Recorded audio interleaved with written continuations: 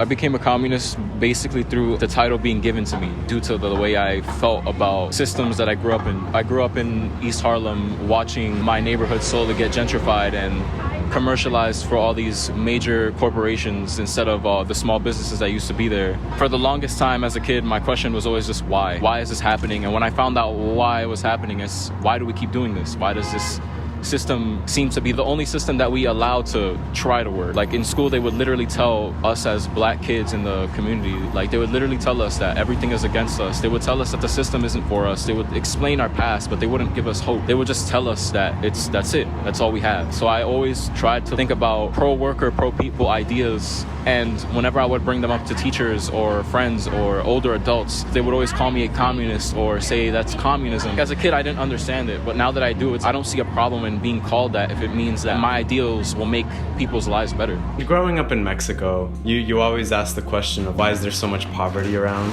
Why do mothers and their children have to come up to your car, like just begging for spare change? I never got a good answer to that. They would say like, oh, they just didn't work hard enough, or just like the system was just not working for them. Why wasn't it working? And then coming here and just seeing the immense amount of wealth that there was in New York, all of these skyscrapers, all of this infrastructure, such a high level of development, and yet there's still people begging in the streets, right? There's still mothers and children like begging in the streets. And something in my head clicked at that point. And this is like right at the beginning of the Black Lives Matter movement too, right? And I was already getting into Marxism because of Bernie's betrayal.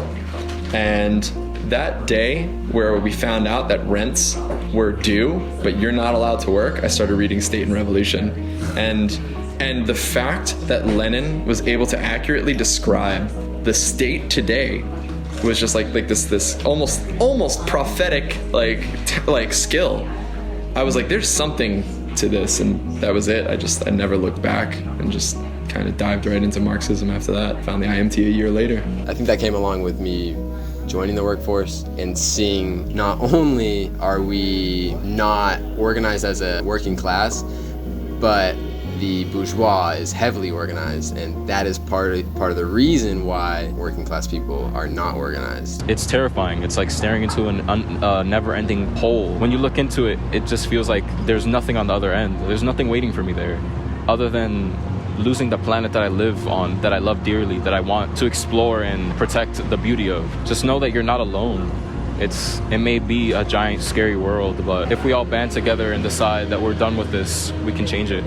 And I truly do believe that. It's not about what's best for you, the worker. They don't care about your input. They don't care about your well-being. They only care about lining their pockets. There's a huge mass of unemployed people in this country, even in the area, that are looking for work, that are looking for jobs. But why can't these people be put to work? Because it's too expensive to pay for that many wages, and it cuts into corporate profits. And so this is a huge problem. If you own the means of production, it would be totally different, because instead of working for a wage, you have a stake in the product that you're making, and so the more you work, the more you get, basically. When I joined, it was more of like just kind of like this anxiety to fight back. But as I really became more and more involved, it stopped being like, oh yeah, I'm a communist, I'm fighting for the right thing, to no, I'm a communist and I'm going to overthrow capitalism. This is what I'm going to do. It's all these people who are sacrificing things. There's got to be something to this communism that I should look into. Something I definitely try to paint to some of my coworkers, and